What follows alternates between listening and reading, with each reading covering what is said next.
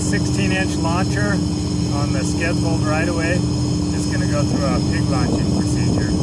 We've started out today by filling out our JSA.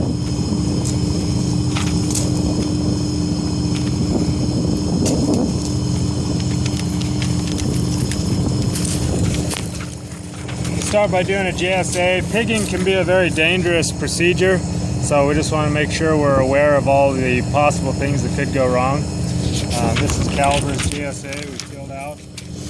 And then also, along with the JSA, we go ahead and fill out a pipeline pigging report.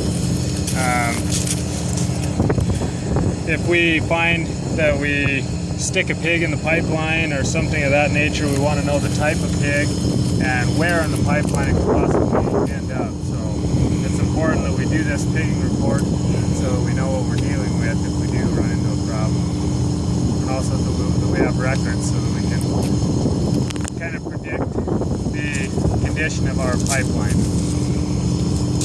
I have Aaron with me today.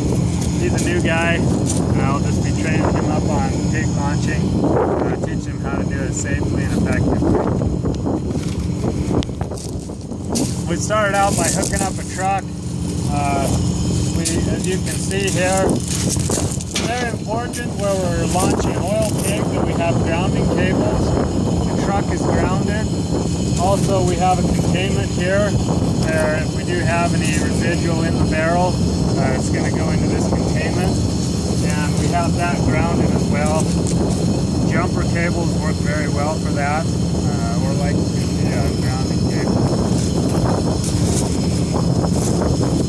So the first thing we want to do is just be sure that we don't have any pressure on the barrel.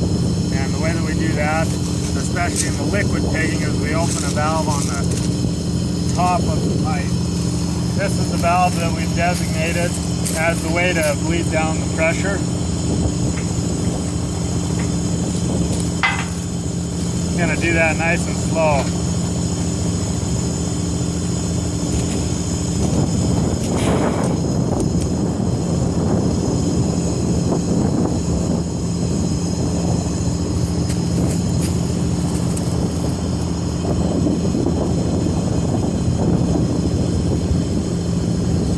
Now that we've verified that there's no pressure on the line, like I say, we like to do that very slow, especially where it's a liquid pipeline. We don't want to release of the liquid.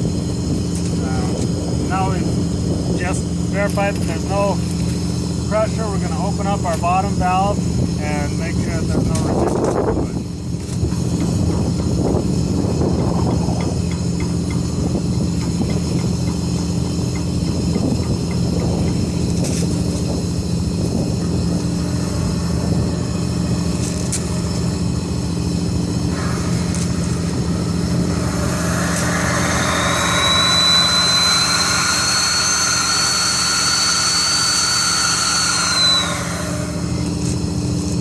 Okay, so with the truck, we verified that there's no residual fluid in the barrel. We shouldn't have a release. As you can see, as I was moving the valves, it's important with liquid to move valves fairly slowly so that you don't get liquid hammer and cause an accident that way. Now we're going to go over to the barrel and we're going to go ahead and open it up. There's a little vent right here. Hopefully you can see it good enough. This is a safety precaution. Without this removed, you cannot open the door to the barrel.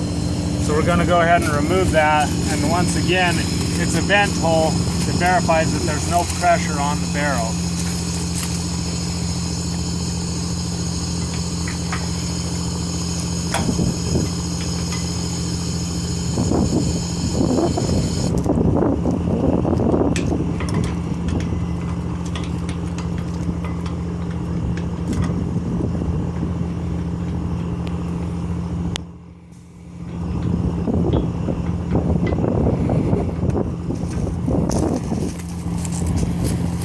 So we've removed the bleeder from the barrel and we've verified that there's no pressure. We're going to go ahead and release the clamp on the trap door.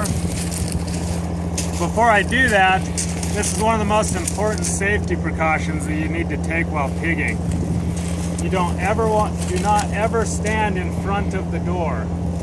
And do not ever stand on the hinge side of the door. If there is some pressure to release, that door would hit you right in the chest. So it's important that you stand on the opposite side of the hinge and not in front.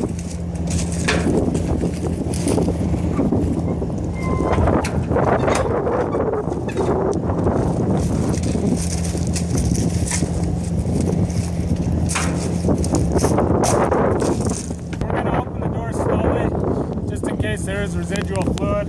It'll go into our containment.